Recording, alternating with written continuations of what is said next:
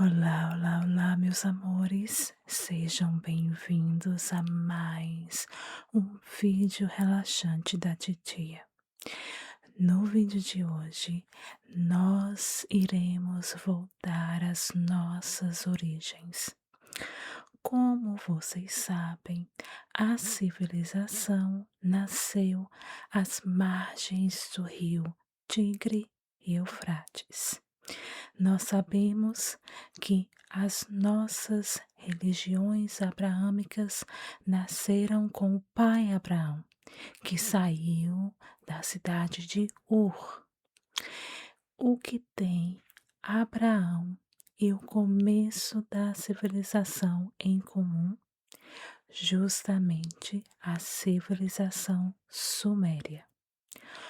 Os sumérios foi onde a nossa civilização moderna nasce. Eles tinham cidades muito importantes. Ur era uma delas. E todas as religiões abraâmicas que nascem do patriarca vêm justamente dessa saída do patriarca da cidade sagrada relacionada a um dos deuses suméricos e a ida de Abraão em busca da terra prometida, bem ali no finalzinho da era de ouro da Suméria. Digamos que uns 2000 anos antes de Cristo. O último rei da Suméria vai ter o seu reinado finalizado em 2003 antes de Cristo. Meus amores, é uma viagem interessantíssima. Os povos sumérios foram os povos que começaram a tentar organizar a civilização. Eles criaram uma cosmogonia, uma mitologia muito interessante, inclusive uma mitologia que chamou a atenção dos pesquisadores e da mentalidade popular, já que eles acreditavam que seus deuses, os Anunnaki, seriam seres que vinham do terceiro céu, ou seja, de onde as estrelas habitam, para a terra, e eles formaram os homens para serem a mão de obra dos deuses nos pântanos da Mesopotâmia. Então, de uma certa maneira, os deuses sumérios eram astronautas. Interessantíssimo, não é mesmo? E a relação dos sumérios com esses deuses é intimamente ligada à vida das cidades. Nós vamos observar que tudo gira ali em torno do templo e que até mesmo os reis sumérios tinham que manter casamentos sagrados com as sacerdotisas, porque o sexo e a prostituição sagrada estavam intimamente ligados ao culto sumério. E não é só isso. Os sumérios inventaram a escrita. Muito bem, a escrita cuneiforme. E além disso, eles também criaram a cerveja, algo que está na mesa de todos os brasileiros. Aí, no final de semana, veio diretamente da Suméria. Você sabia disso? Pois é, então fique sabendo. No vídeo de hoje, nós iremos mergulhar nas histórias da Suméria antiga, sentindo no ar o cheiro da mirra e do cedro, tentando compreender a mentalidade que formou aquela civilização há 6000 anos atrás. Nós iremos caminhar sobre a história básica da Suméria, os seus deuses astronautas, como eles tratavam as doenças e também o que aconteceu no final de tudo, na destruição da cidade, baseado no texto chamado Lamentações de Ur. E bem no finalzinho, eu te convido a uma meditação bem relaxante, uma visualização em formato de viagem no tempo. Você irá despertar as margens do Eufrates, caminhar pelas cidades sumérias, ir até o ponto mais alto do templo e ainda será convidado para um banquete com a presença do rei, para aprender os sabores daquele povo. Um vídeo maravilhoso, não é mesmo? E bem longo. Por isso, eu vou deixar a minutagem aqui embaixo. Eu já te convido para se inscrever no canal, dar o seu joinha antes de dormir e compartilhar esse vídeo nas suas redes sociais. Afinal, nós todos já aprendemos um pouquinho sobre os povos mesopotâmicos, mas a titia coloca um tempero todo gostoso nessa história toda, assim fica mais fácil de vocês lembrarem, não é mesmo? Uhum. Então se preparem e vamos entrar na nave alienígena dos Anunnaki e penetrar nas névoas do tempo, indo há 6.000 anos atrás. Imagine o mundo há 6.000 anos. Não havia fronteiras, nem moedas, nem o conceito de semana. O sul da Mesopotâmia era um labirinto de pântanos, canais de água salobra e ilhas de terra fértil. O povo que chamamos de Sumérios, que se autodenominavam Sagiga, os cabeças pretas, não apareceu por mágica. Eles foram o resultado de milênios de adaptação. Neste capítulo inicial da humanidade, o homem era um escravo do ritmo da água. O Tigre e o Eufrates não eram rios gentis como o Nilo. Eram divindades caprichosas e violentas. Eles transbordavam sem aviso, destruindo colheitas e vilas. Viver ali exigia uma inteligência coletiva sem precedentes. Foi a necessidade de tomar esses rios que forçou o nascimento do Estado. Imagine centenas de homens e mulheres com pás de madeira e cestos de vime, cavando quilômetros e quilômetros de canais, sob um sol que não perdoa. Cada gota de suor que caía naquele barro estava cimentando as fundações da primeira civilização. A geometria do sagrado, a ascensão das cidades. As cidades sumérias não eram apenas aglomerados de casas, eram diagramas teológicos. No centro de cada uma, seja Eridu, Ur, Nippur ou Lagash, existia um templo. Eles acreditavam que a cidade pertencia a um deus específico. Uruk pertencia a Anu e Iana. Nippur era o domínio de Enlil. O zigurate, essa montanha artificial de tijolos, era o cordão umbilical entre o céu e a terra. Imagine-se caminhando pelas ruas de Ur. O chão é de terra batida. As paredes das casas são grossas e caiadas de branco para repelir o calor. O ar cheira a fumaça de madeira, peixe seco e o aroma doce das tâmaras maduras.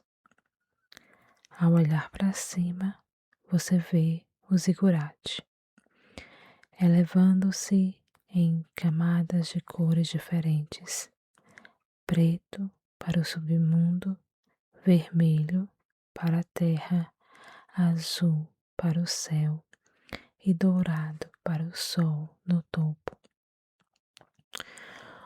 Os sacerdotes que subiam essas escadarias não eram apenas religiosos, eram astrônomos, matemáticos e administradores.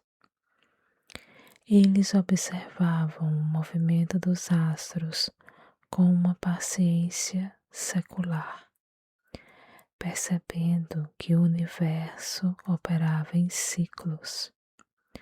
Se o céu tinha ordem, a terra também deveria ter. Foi assim que nasceu a burocracia, listas de impostos, registros de gado e as medições da terra. O que hoje chamamos de papelada foi, na verdade, a primeira tentativa humana de organizar o caos. Os Anunnaki, entre o mito e a possibilidade. Aqui entramos no território das lendas, que até hoje inflamam a imaginação moderna. Quem eram os Anunnaki? Para um sumério, eles eram a realidade última. A palavra descreve o conselho dos deuses, os 50 grandes, que decretavam o destino. Enlil, o administrador. Ele era detentor das tábuas do destino. Se Enlil franzisse a testa, uma cidade caía. Ele representava o aspecto impiedoso do poder, a necessidade de ordem a qualquer custo. Enki, o alquimista. O deus favorito de muitos nessa história. Enki vivia no Abzu, o oceano de águas doces abaixo da terra. Ele era o senhor dos segredos, da magia e da fertilidade. Enquanto Enlil queria o silêncio e a obediência, Enki queria criatividade e sobrevivência. Disse que ele moldou os primeiros humanos a partir da argila do Abzu, misturando-a com o sangue de um deus sacrificado para que tivéssemos o sopro da inteligência. As tabuletas narram que os deuses criaram a humanidade para serem seus substitutos no trabalho pesado. Mas nós crescemos, ficamos numerosos e barulhentos. O mito do dilúvio nasce dessa tensão. O poder que quer destruir a própria criação por ela ser indisciplinada, e o conhecimento que decide salvar a semente da vida através de um homem escolhido. O mistério da escrita, quando o barro começou a falar. Pense na importância deste momento. Antes da Suméria, o conhecimento morria com o ancião da tribo. Com a invenção do cuneiforme, o conhecimento tornou-se imortal. No início, o escriba usava um pedaço de cana para marcar quantidades em bolas de argila. Com o tempo, ele percebeu que poderia representar sons, o nome de um rei, a prece de uma mãe, o preço de uma escrava, tudo podia ser gravado. Milhares dessas tábuas foram preservadas nas areias do deserto, esperando para ser lidas novamente após 4.000 anos de silêncio. A educação era rígida. Existiam as casas das tábuas, Edubá, as primeiras escolas. Os alunos passavam o dia copiando listas de nomes de árvores, pedras e deuses. Se errassem, o mestre do chicote não hesitava em puni-los. A Suméria era uma sociedade de ordem, onde o domínio da palavra escrita era a chave para o poder supremo. Inanna, a deusa de mil faces. Não se pode falar de Suméria sem sentir a presença de Inanna. Ela era a rainha do céu, a deusa do amor erótico e da guerra brutal. Ela não era uma deusa mãe passiva. Ela era ambiciosa, volátil e profundamente humana em suas contradições. O mito da descida de Inanna ao mundo inferior é uma das peças literárias mais profundas da história. Ela decide visitar sua irmã, Ereshkigal, a rainha da morte. Em cada um dos 7 portais do submundo, Inanna é obrigada a retirar uma peça de sua roupa e de suas joias, seus símbolos de poder. Ela entra no reino dos mortos, nua e indefesa, onde é morta e pendurada em um gancho de carne. Esse mito fala sobre a renovação das estações, mas também sobre a jornada da alma. Inanna eventualmente retorna, mas não sem pagar um preço. Essa dualidade entre vida e morte, fertilidade e estagnação permeava cada canção e festival sumério. Gilgamesh e o despertar da angústia existencial. Chegamos a Uruk por volta de 2.700 anos antes de Cristo. O rei Gilgamesh é o protagonista da primeira grande obra filosófica da humanidade.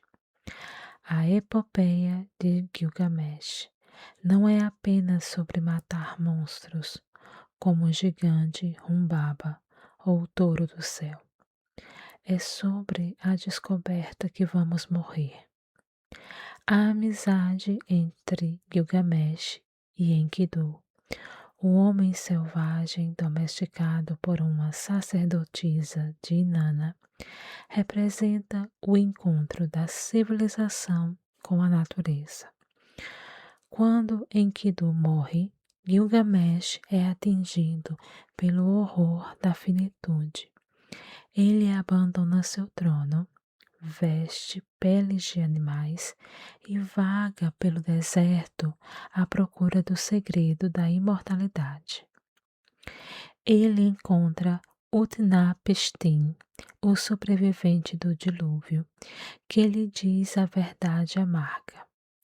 A vida eterna é um privilégio dos deuses. O homem deve se contentar em deixar obras que durem e em aproveitar os prazeres simples. Gilgamesh volta para Uruk e, ao contemplar as muralhas de tijolos cozidos que ele mesmo ordenou, entende que sua glória está na construção da sociedade, não na fuga da morte. A economia da cevada e o nascimento do comércio. Enquanto os reis guerreavam, a vida pulsava nos mercados. A Suméria inventou o sistema bancário primitivo. Os templos funcionavam como bancos, emprestando grãos a juros para agricultores. A unidade de medida era o shekel, um peso de cevada que mais tarde se tornou prata. Eles viajavam longe. Barcos sumérios navegavam pelo Golfo Pérsico até o Vale do Indo, o reino de Meluhha, trocando lã e azeite por ouro, cornalina e lápis-lazuli. Imagine os portos fervilhando com marinheiros falando línguas diferentes, mercadores discutindo preços e o som constante de carimbos, de selos cilíndricos sendo rolado pela argila para selar contratos. O mundo estava se tornando conectado pela primeira vez. O declínio, o sal na terra e o ferro nos corações. Nenhum império dura para sempre. O fim da Suméria não foi apenas militar, foi ecológico. A técnica de irrigação que os tornou ricos acabou por destruí-los. A água dos rios continha pequenas quantidades de sais minerais. Com a evaporação constante sob o sol forte, o sal acumulou-se no solo. As terras antes férteis tornaram-se brancas e estéreis. O trigo parou de crescer. A fome gerou instabilidade política. Surgiram invasores, os acádios de Sargão o Grande. Sargão admirava a cultura suméria, mas queria o poder total. Ele criou o primeiro império multinacional, onde a língua acadiana começou a substituir o sumério no dia a dia. Mais tarde, os amoritas fundariam a Babilônia e o brilho original da Suméria começaria a ser absorvido por culturas mais jovens e agressivas. Hoje, a Suméria parece um sonho distante, mas ela está em todo lugar. Quando você olha para um relógio e vê 60 minutos, isso é um cálculo sumério. Quando você olha para o céu e vê as 12 constelações do zodíaco, você está usando um mapa sumério. Quando você vê uma lei ou usa um contrato, você está seguindo o modelo sumério. Eles foram os primeiros a ousar dizer: eu sou humano, eu organizo o mundo, eu escrevo a minha história. Eles foram os que tiraram a humanidade da infância e a levaram para a maturidade da civilização. Imagine que a noite caiu sobre a Mesopotâmia. O calor do dia foi substituído por uma brisa fresca que sopra do rio. Os templos são apenas pontos de luz na escuridão vasta. O silêncio é profundo, quebrado apenas pelo coachar das rãs nos canais. Você está deitado em um terraço, olhando para as mesmas estrelas das quais os Anunnaki supostamente desceram. Você sente que, embora milênios nos separem, os medos, os amores e as esperanças daqueles cabeças pretas são exatamente os seus. A Suméria não morreu, ela apenas dorme na base de cada pensamento moderno que temos. O Panteão do Firmamento, a saga dos Anunnaki. Antes que o céu e a terra fossem separados, existia apenas Namu, o oceano primordial. Ela era a matriz de tudo, a deusa que continha em si o potencial de todas as formas. Do seu ventre infinito nasceu a montanha cósmica, uma amálgama indissociável de Anu, o céu, e Ki, a terra. Por eras e eras e eras, o céu e a terra permaneceram unidos em um abraço eterno, até que desse amor nasce Enlil, o Senhor do ar. Foi Enlil quem, com sua força impetuosa, separou seus pais, elevando Anu para as alturas infinitas e mantendo Ki abaixo de si. Assim, o espaço para a vida foi criado.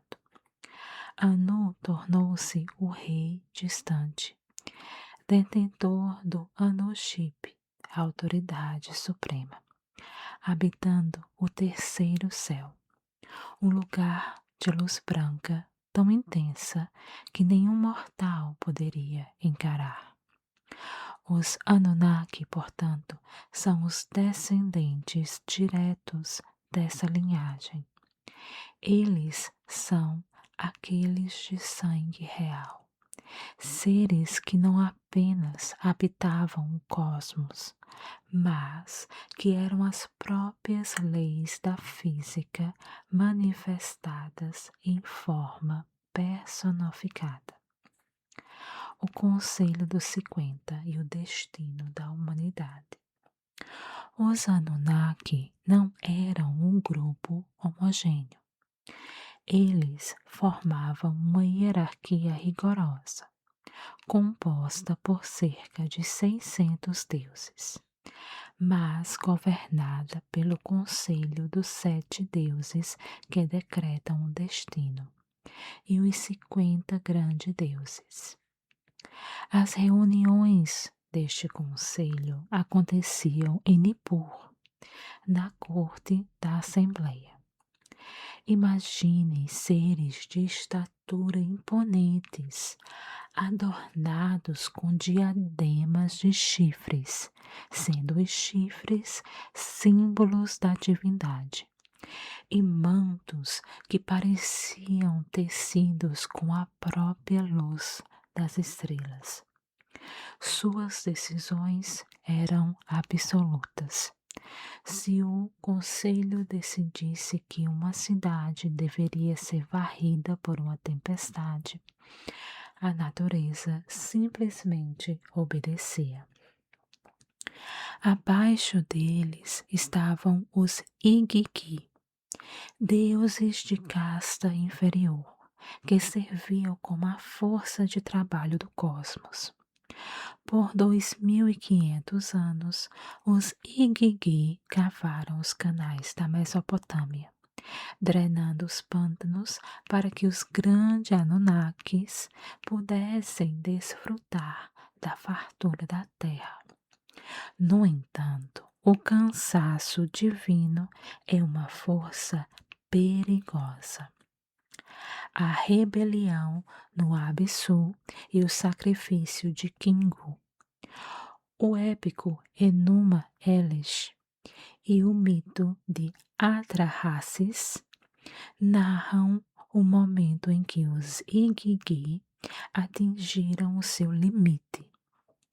Eles queimaram suas ferramentas e cercaram o palácio de Enlil no meio da noite. O pânico tomou conta dos deuses superiores. Foi então que surgiu a figura de Enki, o mestre da sabedoria e senhor das águas profundas do Abissu. Enki, o grande engenheiro, propôs uma solução audaciosa: criar um substituto para o trabalho. Mas, para criar vida, era necessário um ingrediente sagrado. O conselho decidiu sacrificar um dos líderes da rebelião, o deus Kingu. Nesta mitologia, o ser humano não nasce de um gesto de amor puro, mas de uma necessidade prática e de um sacrifício violento. O sangue de Kingu foi misturado à argila da terra por Ninhursag, a deusa mãe. Por isso, dentro de cada ser humano reside uma centelha de divindade rebelde misturada ao barro humilde. Somos, por definição, seres em conflito entre o céu e a terra. A dualidade dos meus irmãos, Enlil versus Enki. O drama central da mitologia Anunnaki reside na rivalidade entre Enlil e Enki. Enlil era o guardião da ordem. Para ele, o ser humano era uma ferramenta.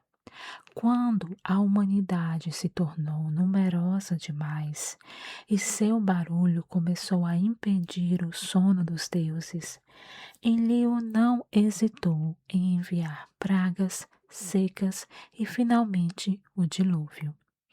Ele representa a lei fria, a justiça que não admite exceções. Enki, por outro lado, era o protetor da vida. Ele amava sua criação.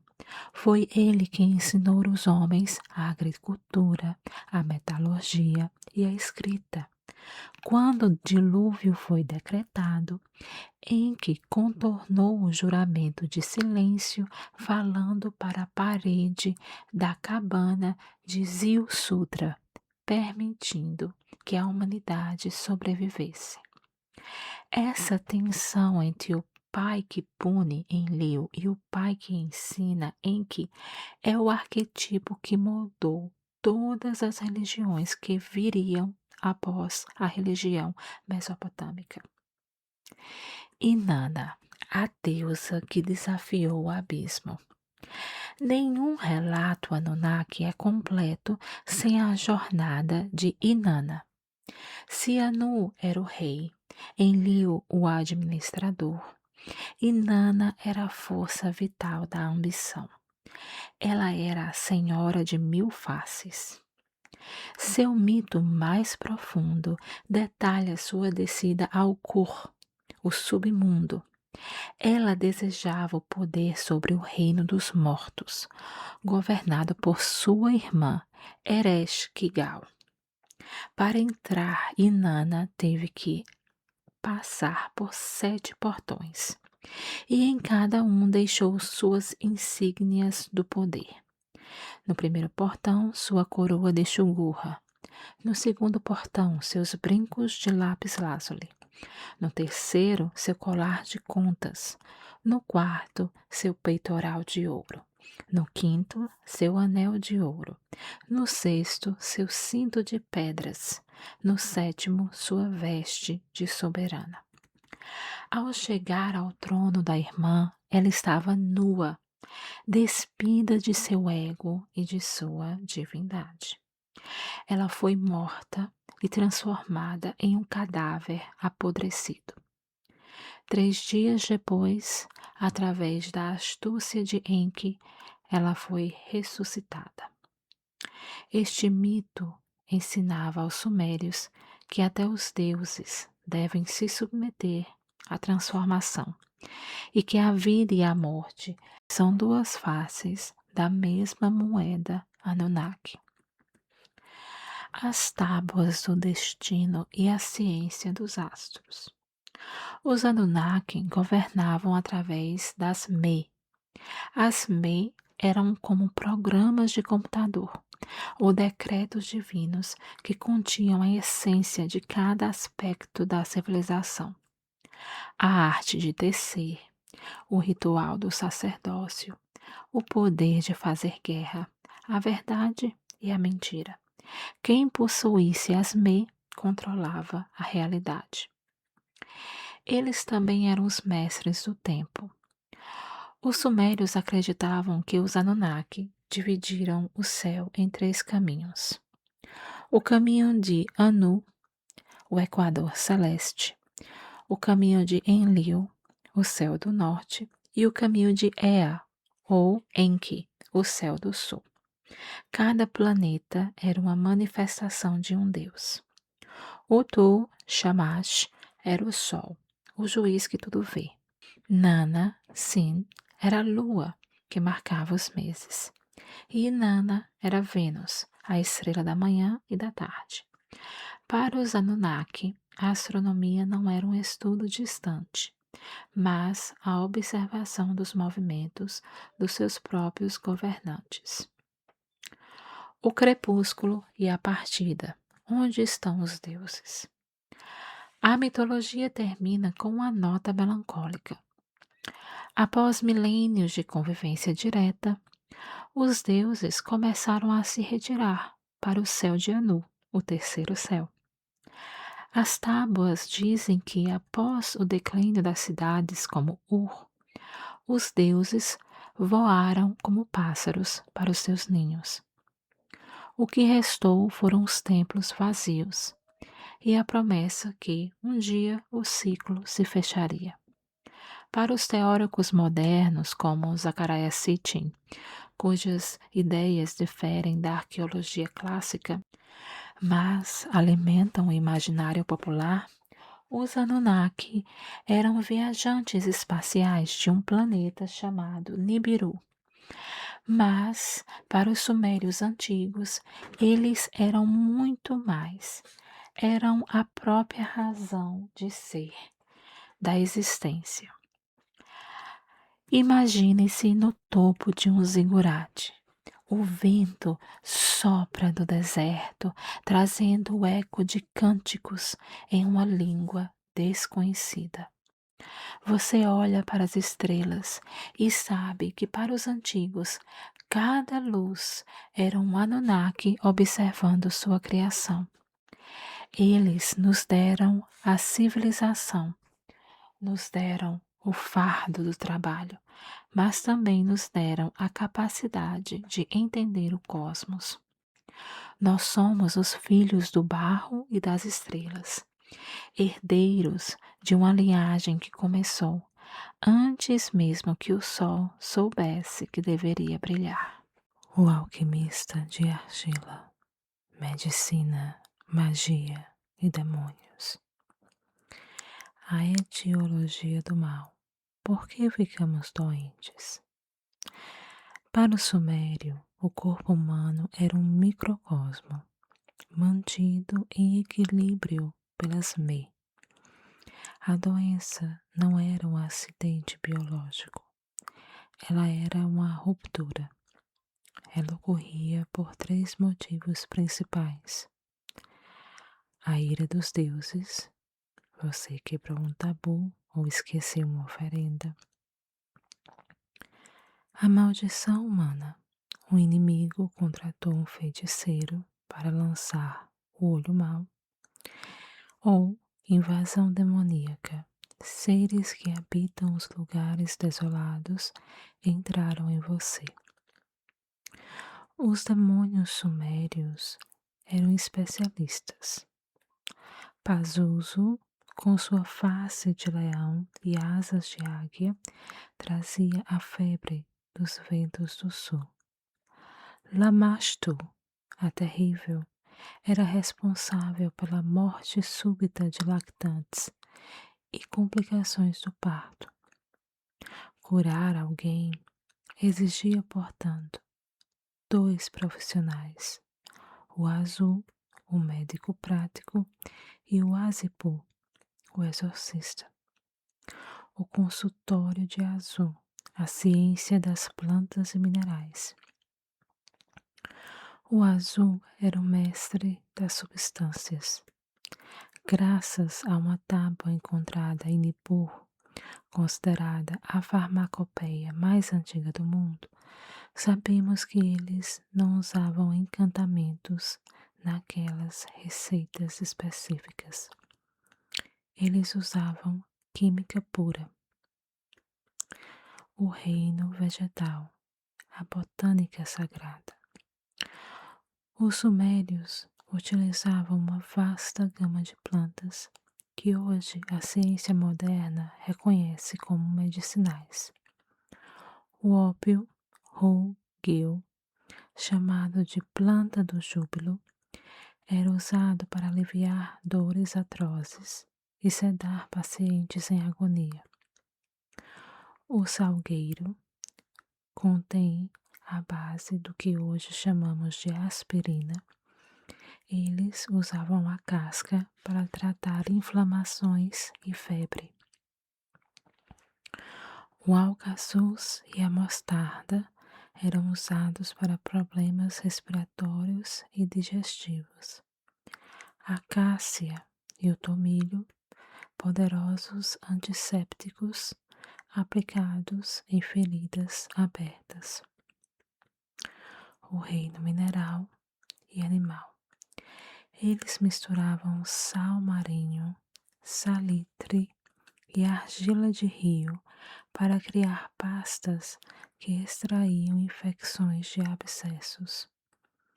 Usavam também o leite de vaca, o mel, um antibacteriano natural, e a gordura animal como veículos para os remédios, garantindo que as ervas pudessem ser ingeridas ou aplicadas na pele. A farmácia invisível, o ritual de Asipu. Enquanto o azul tratava o corpo, o Asipu, o exorcista, tratava a alma. Se o remédio não funcionasse, era porque o demônio era forte demais. O ritual de cura era uma performance teatral e psicológica profunda. Imagine o Asipu entrando no quarto do doente. Ele veste um manto vermelho e carrega um incensário. Ele desenha círculos de farinha de trigo ao redor da cama do enfermo, uma barreira física e mística que nenhum demônio pode cruzar. Ele entoa: sai, demônio de febre, sai, fantasma que caminha na escuridão, pela autoridade de Enki, o Senhor do Absu, eu te ordeno, abandone este membro, abandone este sangue. Muitas vezes o exorcista usava um bode expiatório. Ele esfregava um pedaço de massa de pão ou um pequeno animal no corpo do doente, acreditando que a essência da doença seria transferida para o objeto. Depois, o objeto era levado para o deserto ou jogado no rio, carregando o mal para longe da civilização. As primeiras cirurgias e a higiene do templo. Os sumérios realizavam cirurgias rudimentares. Há evidências de trepanação, abertura do crânio e o uso de bisturis de bronze e obsidiana para drenar infecções. Eles entendiam intuitivamente que a limpeza era fundamental. Os instrumentos eram lavados com vinho, álcool e fogo antes do uso. As casas de banho e a rede de esgotos das cidades sumérias embora primitivas, mostravam que eles associavam a sujeira à doença, muito antes da teoria dos germes. Para eles, a água limpa era o hálito de Enki, e a água estagnada era covil de demônios. A receita perdida, um exemplo prático. Imagine ler esta prescrição gravada em argila. Para um homem cuja barriga queima, moe sementes de cominho, mistura com cerveja de tâmaras e leite de cabra. Ferve a mistura, deixa esfriar sob a luz da lua de Nana, faz o homem beber ao amanhecer, enquanto o sacerdote entoa o hino a Gula, a grande médica dos deuses. Aqui vemos a tríade suméria: a planta, cominho, o veículo, cerveja e leite, e a bênção divina, Gula. Eles tratavam o ser humano como um todo, físico, social e espiritual. O sol se põe atrás do zigurate de Enlil, o doente, agora medicado com ópio e salgueiro e protegido pelos círculos de farinha do exorcista, finalmente cai em um sono profundo. O medo de Pazuzu se dissipa conforme a brisa da noite entra pela janela. A medicina suméria foi a semente de tudo. Eles foram os primeiros a catalogar a natureza, não como um inimigo, mas como uma farmácia aberta pelos Anunnaki. Quando você toma um chá para se acalmar ou um remédio para a dor, você está repetindo um gesto que começou há 6.000 anos nas margens lodosas do Eufrates. Durma agora com a proteção dos antigos, que seus sonhos sejam guardados pelas meias da saúde e que nenhum sopro do vento ruim perturbe o seu descanso. O arquivo do destino, o dicionário das Me, a natureza das Me, o software da existência. Os sumérios não acreditavam que a civilização foi inventada pelos homens através de tentativas e erros. Para eles, a cultura era um conjunto de objetos físicos e conceitos espirituais que existiam antes da humanidade, guardados no Absu, o oceano abissal de Enki. As Me podiam ser vestidas como joias, carregadas como tabuletas ou guardadas em baús. Elas eram, simultaneamente, a essência de algo e a autoridade para exercê-lo.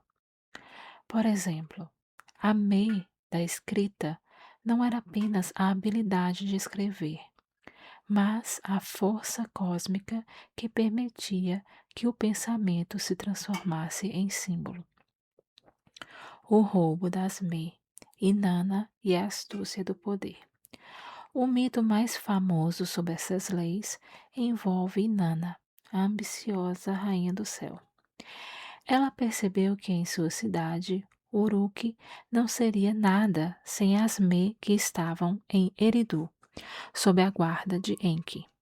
Inanna viajou até o Abzu e desafiou Enki para um duelo de bebida.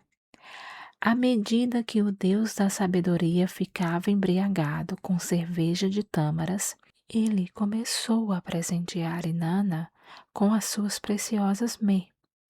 Um a um, os 100 conceitos fundamentais foram entregues à deusa, que os carregou em seu barco do céu. Quando o Enki ficou sóbrio e percebeu o que fizera, já era tarde. A cultura havia sido transferida para Uruk. Embora as tabuletas originais estejam fragmentadas, os arqueólogos recuperaram cerca de 60 a 70 dessas leis ou essências. Elas não eram apenas coisas boas. As Me cobriam o espectro da existência humana, inclusive as sombras. Aqui estão alguns dos verbetes fundamentais deste dicionário cósmico. Asme do poder e do governo.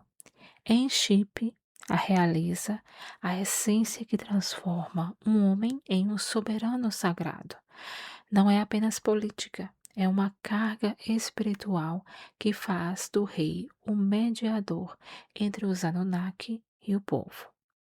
O trono e a coroa, a autoridade física. Sem esta Me, um rei seria apenas um guerreiro. O cetro, a força da justiça e do comando. As Me do conhecimento e do ofício. A escrita, o poder de imortalizar a voz. A metalurgia, o segredo de transformar o sangue da terra, minério, em ferramentas e armas. A carpintaria e a tecelagem. A capacidade de moldar a natureza para criar abrigo e proteção. A música, vista como uma força que podia acalmar os deuses ou incitar os homens à guerra. Asme do espírito e da moralidade. A verdade, Zi, a essência da retidão. A descida ao mundo inferior. A compreensão de que a morte é uma parte integrante da vida. A prostituição sagrada, a compreensão de que o prazer é uma via de conexão com o divino. O culto, o protocolo exato de como os deuses deveriam ser alimentados e adorados. As Me do conflito, as sombras. É aqui que a Suméria se revela profundamente realista. Eles acreditavam que até os males eram necessários para o equilíbrio do mundo. No dicionário das Me, encontramos a guerra, a força da destruição necessária para a mudança, o medo e o terror, instrumentos de controle e sobrevivência, a destruição das cidades, o reconhecimento de que tudo que é construído deve um dia cair.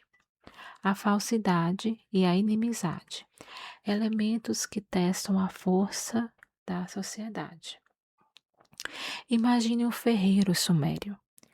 Ele não se via apenas como um trabalhador braçal.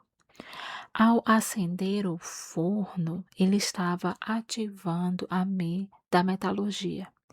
Ele era um praticante de um segredo dos Anunnaki. Isso dava a cada profissão uma dignidade sacerdotal. A vida era uma dança para manter as Me em equilíbrio. Se a Me da verdade fosse negligenciada em favor da Me da falsidade, os deuses retirariam sua proteção e a cidade seria invadida. A moralidade suméria era, portanto, uma forma de manutenção cósmica. As perdas das Mes e o fim da civilização. Diziam os poetas que quando uma cidade era destruída, as Me voavam para longe ou voltavam para o colo de Anu. A sensação de perda que sentimos ao olhar as ruínas de barro da Suméria hoje é para os antigos o resultado físico da partida dessas essências. Sem as Me, o homem volta a ser apenas um animal no deserto. Enquanto você desliza para o sono, pense que as Me ainda estão por aí. Elas não são mais guardadas em baús de ouro, em templos de argila, mas estão codificadas em nossas leis, em nossa tecnologia e até na forma como você está processando essas palavras agora.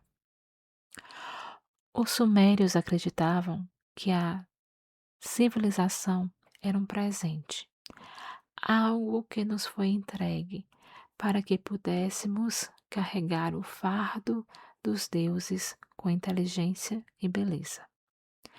Durma com a sensação de que você é um portador desses segredos milenares.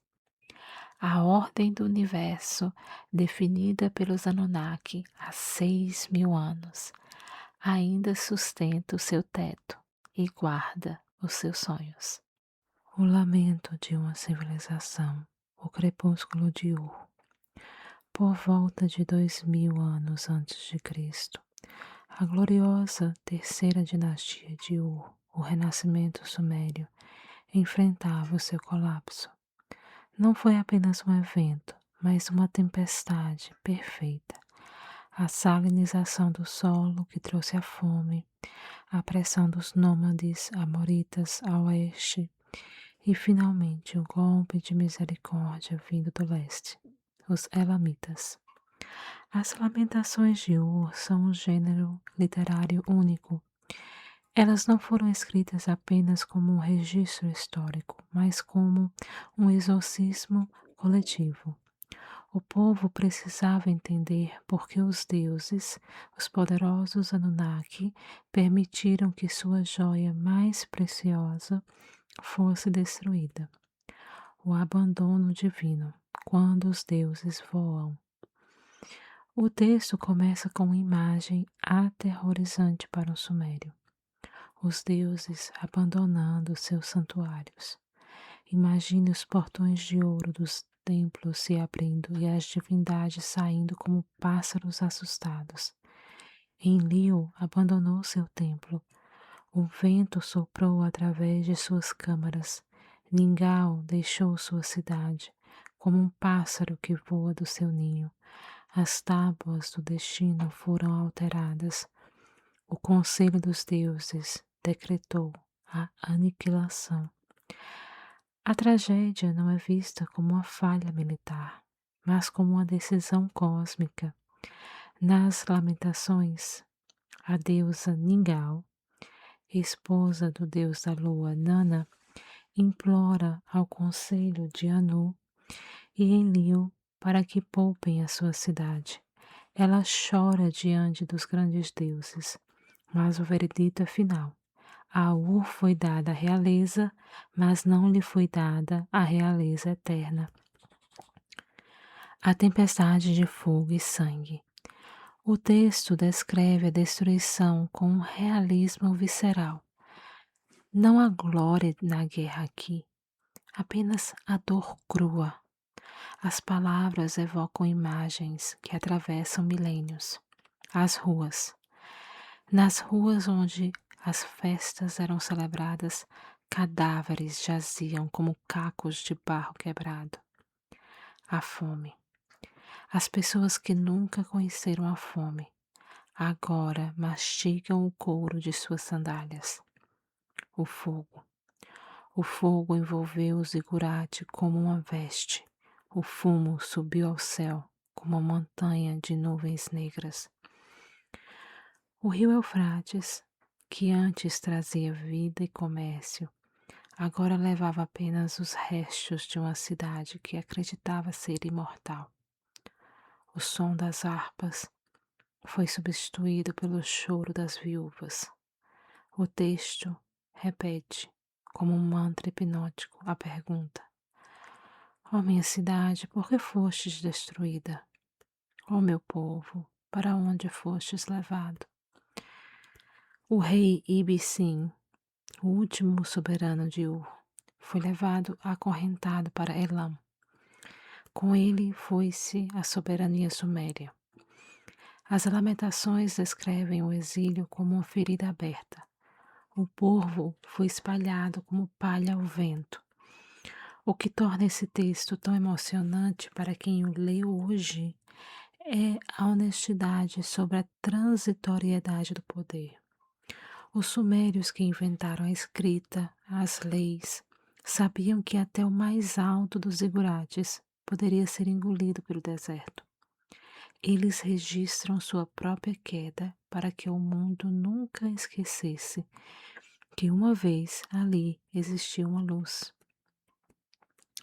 Curiosamente, as lamentações eram lidas em rituais séculos depois da destruição, quando Ur já havia sido reconstruída por outros povos. Elas serviam para lembrar que a civilização é um esforço constante contra o caos. O poema termina com um pedido de cura. Depois de descrever toda a dor, a voz poética implora para que os deuses retornem, para que o coração da cidade seja confortado e para que a vida recomece. É o ciclo eterno da Suméria. O barro morre, mas o barro é moldado novamente. A história da Suméria é a história de todos nós. É o relato de como saímos da lama, tocamos as estrelas através dos Anunnaki, criamos leis e medicina, amamos profundamente em casamentos sagrados e, finalmente, choramos a perda de tudo que construímos. Ao fechar os olhos agora, sinto o peso dessa história. Você não é apenas um observador. Você é o herdeiro desses poetas que choraram em Ur. O silêncio que você sente ao dormir é o mesmo silêncio que caiu sobre as planícies da Mesopotâmia. Mas as palavras deles, gravadas na argila, garantiram que eles nunca fossem esquecidos. Que seu sono seja tão profundo quanto o sono dos séculos sob a areia do Iraque. Imagine que o peso do seu corpo começa a se transformar. O ar ao seu redor, antes frio e estático, torna-se subitamente denso, carregado e quente. Você não está mais em seu quarto. Você está flutuando sobre uma névoa dourada. O som do trânsito da tecnologia é substituído por um silêncio primordial, interrompido apenas pelo som de água correndo, um som profundo, rítmico como o sangue da terra. Você abre os olhos de sua mente e está de pé, descalço, na margem do rio Eufrates. Sinta a textura sob os seus pés. É uma argila fina, úmida e fria que desliza entre seus dedos. O sol acaba de nascer, um disco de ouro maciço que tinge o horizonte de um ocre vibrante. O clima é seco, mas a brisa que vem do rio traz uma umidade doce, carregada com o cheiro de juncos esmagados e do lodo fértil. Respire fundo, lentamente. Sinta o aroma que define a Suméria. É uma mistura de pão de cevada assado em fornos de barro, o cheiro resinoso do cedro vindo das carpinterias reais e um toque sutil de incenso de mirra que escapa das frestas dos templos. Não há cheiro de poluição ou metal. Tudo cheira a terra, fogo e vida vegetal. Você caminha em direção às muralhas de Uruk. Elas são imensas, feitas de milhões de tijolos cozidos que brilham como se tivessem luz própria. Ao entrar pelo portão principal, a escala da civilização te atinge. As cores são hipnotizantes. As fachadas dos edifícios não são apenas marrons, Elas são adornadas de mosaicos de cone de argila pintados de vermelho sangue, preto obsidiana e branco giz, formando padrões geométricos que parecem vibrar. Você vê estandartes de linho azul turquesa balançando suavemente no topo das casas. Ouça o ambiente, é uma sinfonia de 6.000 anos atrás. O clique-clique rítmico dos estiletes de cana batendo nas tábuas de argila úmida nas escolas de escribas, o murmúrio constante em língua suméria, uma língua que soa como vento nas palmeiras, cheia de vogais abertas e tons musicais. O tilintar de pulseiras de cobre nos pulsos das mulheres que carregam jarros de água sobre a cabeça.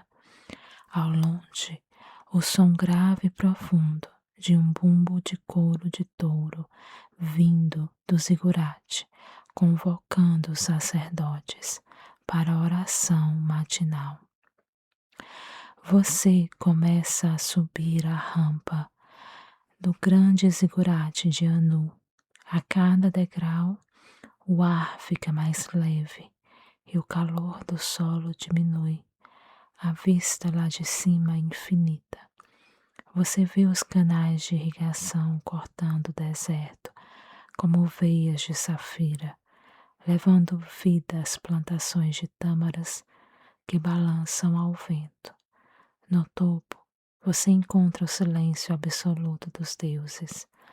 O céu é azul, tão profundo que parece quase negro no zenite. Você se sente pequeno, mas parte de algo eterno. Você é um grão de areia, mas também o arquiteto do mundo. O sol começa a baixar, pintando as águas do Eufrates de carmesim. Você sente uma paz que só a ordem perfeita pode trazer. A civilização está em segurança. Os Anunnaki estão vigiando. Para encerrar a sua jornada, imagine que o sol se pôs completamente em Uruk. A temperatura caiu, trazendo um frescor revigorante. Você é conduzido pelos pátios internos do Palácio Real, onde as paredes de tijolos vitrificados refletem a luz de centenas de tochas de óleo de gergelim. Este não é apenas um jantar, é uma celebração da abundância conquistada sobre o deserto. O banquete é o ápice do prazer sensorial sumério. Ao entrar no grande salão, o chão é coberto por lã densa e finamente tecidos em tons de púrpura. O ambiente é iluminado por lamparinas de bronze que exalam um perfume de óleo de cedro e junco queimados. Em um canto, os músicos do templo começam a tocar. Você ouve o som da lira de Ur, com suas cordas de tripa de animais que produzem um som vibrante e metálico, acompanhada por flautas de prata que imitam o canto dos pássaros do pântano. O ritmo é lento no início, convidando a contemplação, mas vai se tornando hipnótico conforme a noite avança. O banquete dos deuses. Você é convidado a reclinar-se sobre as almofadas de linho. Os servos, em silêncio absoluto, começam a trazer bandejas de prata e cerâmica polida. A carne do sacrifício. O prato principal é o cordeiro assado lentamente em covas de barro, temperado com cominho, coentro e alho poró. A carne está tão macia que se desprende dos ossos com o toque dos dedos. Há também patos, gansos selvagens, laqueados com mel de tâmaras e assados com frutas cítricas. Cestos de vime transbordam com diversos tipos de pães. Você prova o pão de cevada quente, mergulhando-o em tigelas de óleo de gergelim prensado na hora, ou em pastas de grão de bico com ervas aromáticas. Ao centro da mesa, montanhas de tâmaras frescas, douradas e brilhantes, dividem o espaço com romãs abertas que parecem cheias de rubis comestíveis, figos doces e uvas colhidas nos terraços do norte. Não se pode falar da Suméria sem a sua bebida sagrada. Você recebe uma taça de cerâmica profunda. A cerveja suméria é densa, turva e nutritiva, fermentada a partir de pães de cerveja especiais. Ela é levemente doce e ácida, com um aroma que lembra os grãos frescos e o fermento. Você bebe através de um canudo de ouro e lápis-lazuli, usado para filtrar os resíduos dos cereais. Enquanto bebe, sente um calor suave espalhar-se pelo seu corpo, uma sensação de comunhão com todos aqueles que estão à mesa. Entre os pratos, um poeta chamado Nar levanta-se. Ele recita versos em honra a Gilgamesh e a Inanna. Sua voz sobe e desce como as ondas do Eufrates. Ele conta histórias de como os Anunnaki trouxeram as sementes do céu e como a sabedoria de Enki salvou a humanidade. Você percebe que para os sumérios, comer é um ato de gratidão. Cada sabor é um presente das divindades que moram nos astros lá fora. O banquete termina. Os sons da lira vão ficando cada vez mais baixos, tornando-se apenas um eco no fundo de sua mente. Você se sente saciado, não apenas de alimento, mas de beleza e história. O peso das almofadas, o calor da cerveja sagrada e o perfume do incenso agora o embalam. As luzes das tochas são apagadas uma a uma, até que reste apenas a luz prateada da lua de Nana entrando pelas janelas altas. Durma agora, viajante do tempo. Você jantou com reis e deuses. O banquete da civilização está guardado em seu espírito. Amanhã, ao acordar, o mundo moderno parecerá um pouco mais mágico, pois você saberá que carrega consigo o segredo da primeira festa da humanidade.